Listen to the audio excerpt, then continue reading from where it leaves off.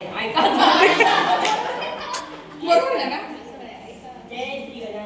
जय श्री गजानन. माझ्या सगळ्या मैत्रिणींना म्हणजे बघा, जरी आज गुरुपौर्णिमा आहे, तुम्ही सगळ्यांनी मला खूप छान म्हणजे माझ्या अपेक्षा पण नव्हती, अपेक्षेपेक्षा जास्त मला भरभरून प्रेम मिळालं.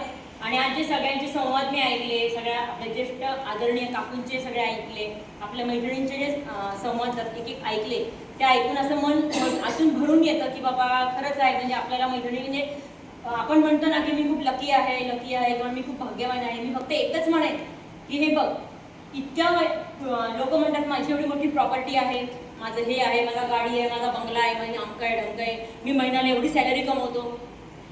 म्हणजे अभिमान असतो, बऱ्याच जणांना असतो, गर्व असतो आणि असतं. पण मी एक म्हणते माझ्या गजाननाला की माझ्या आयुष्यामध्ये तू इतक्या छान आणि इतक्या सुंदर आणि इतक्या भरभरून मैत्रिणी दिल्या आहेत की हीच माझी प्रॉपर्टी आहे. म्हणजे जे की माझं सगळं असेल किंवा काय असेल ते सगळं मला काही वाटतच नाही. म्हणजे जे पण असेल मला वाटतं की ती माझी जशी फॅमिली, माझ्या घरची ही पण माझी फॅमिलीच आहे.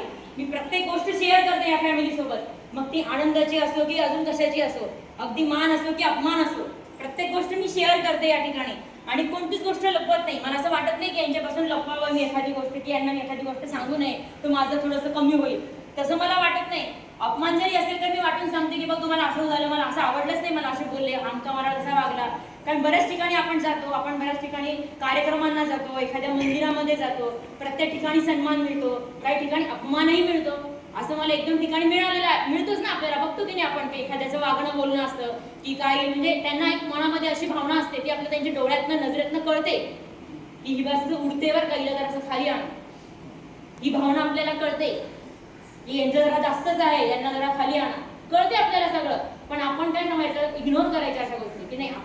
आपण कशासाठी करतोय, आपण काय मान प्रतिष्ठा, आपल्याला काय राजकारण करायचं काय याच्यामधनं, अजिबात नाही करायचं. आपण काय देवाच्या दारात जातो, 2 मिनिटं थांबतो, भजन कीर्तन करतो आणि घरी येतो. बाकी दुसरं काय, आपला संसार म्हणजेच आपली प्रॉपर्टी आहे. आणि माझी प्रॉपर्टी ही सगळी एवढी मोठी आहे की देवाने, मी म्हणते, मला कशाचीच कमी ठेवली नाही जीवनामध्ये. आता मला असं वाटतं की तो सूनबाई येणार आहे, ती पण आपण मुलगीसारखीच आपण तिला ट्रीट करणार आहे, तिचं पण कर्तव्य राहणार आहे. मात्र ती आपल्याशी कशी वागते, आपण तर आपल्यापणे आपण जसं इतरांसोबत वागतो ती आपल्या घरचीच व्यक्ती राहणार आहे, हो की नाही.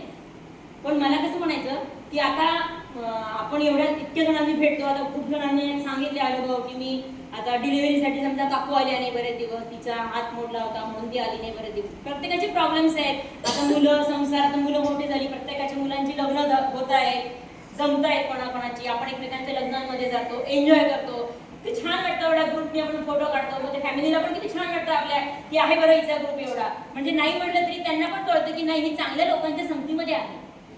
त्यांचं म्हणणं काय आहे, कारण की अशी संगत मिळणं खूप म्हणजे ह्या युगामध्ये आजच्या दुरापास्त आहे. तुम्हाला बिघडवणारे लाख लोक मिळतील, पण तुम्हाला सावरणारा एकच व्यक्ती मिळतो, 1 किंवा 2. आणि तो एक एक मोती जमा करत राहायला पाहिजे की जो आपण एकमेकांमध्ये ओत राहू, ज्याच्याने सुंदर माळ आपण देवाला घालू शकतो, आहे की नाही. ही माझी ओलेली माळच आहे ना, जे मी गजाननाच्या चरणी अर्पण करते.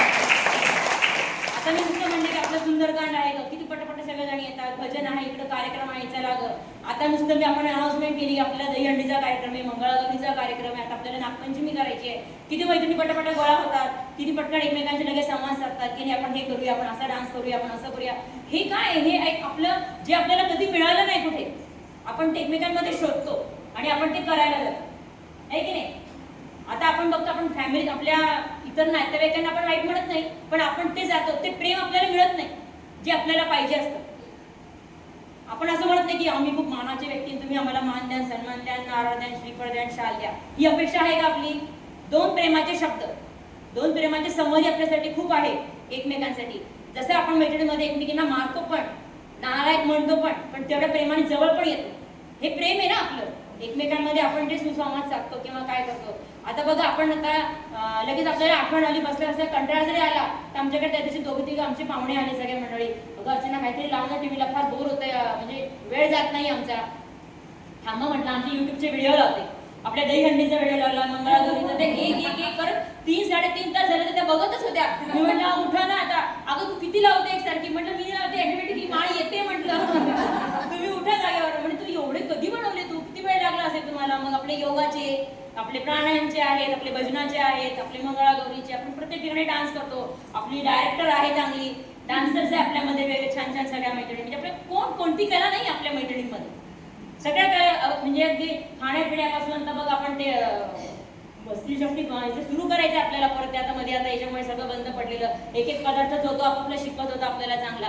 प्रत्येक पदार्थ आपण करून बघितला, मग केरळी असेल, मद्रासी असेल, गुजराती असेल, कुठले पदार्थ नाही खाल्ले, पार्टीमध्ये कुठले खात नाही, आपल्याला सगळं मिळतं खायला. म्हणजे आपलं असं नाही की आपल्याला तिकडे गेल्यावर तो पदार्थ मिळेल, तो आपल्याला इथेच उपलब्ध होऊन जातो खायला आणि आपण खातो. हे कोणाला मिळतं का एवढं प्रेम मिळतं का कोणाला? हे रवी तुला माझ्याकडचा पदार्थ करून आणते, ती लगेच म्हणते खैर मॅडम मैं अभी रसगुल्ले बना के लाती हूँ. कोण सांगते बरं आपल्याला? मेहनत घेते ना. मेरी इधर की खीर बहुत मस्त है, मैं लेके आती हूँ. आता कोरोनामुळे किती पदार्थ माहिती झाले, शीतलमुळे किती पदार्थ माहिती झाले, आपल्याला महाराष्ट्रीयनच माहिती होतं की नाही. पण असे वेगळ्या वेगळ्या मैत्रिणी आपल्याला भेटत गेल्या, आपण वेगवेगळे पदार्थ खातही गेलो, बनवतो सुद्धा, खातो सुद्धा. पण मी मात्र काही बनवत नाहीये. तुझ्या हातचं मला छान लागतं, तू मला दे. कारण ती तिची स्पेशालिटी आहे. तिच्यासारखी चव, तिच्यासारखं ते आपण बनवून पण आपल्याला जमणार नाही, हो की नाही. ती तिची स्पेशालिटी आहे. मग असं आपल्याला हे बी मिळालं असतं का कुठं खायला? ते आपल्याला इथेच मिळणार, आपल्याकडे हे प्रेम पण आपल्याला इथेच मिळणार. आता थोडंसं शॉर्टकट जवळ येते, आपल्या काकूंना वगैरे आदराने नमस्कार करते की त्यांनी खूप छान आशीर्वाद दिले, सगळ्या मैत्रिणींनी खूप छान आशीर्वाद दिले, म्हणून सगळ्यांना गुरुपौर्णिमेच्या हार्दिक मंगलमय शुभेच्छा देते आणि माझे 2 शब्द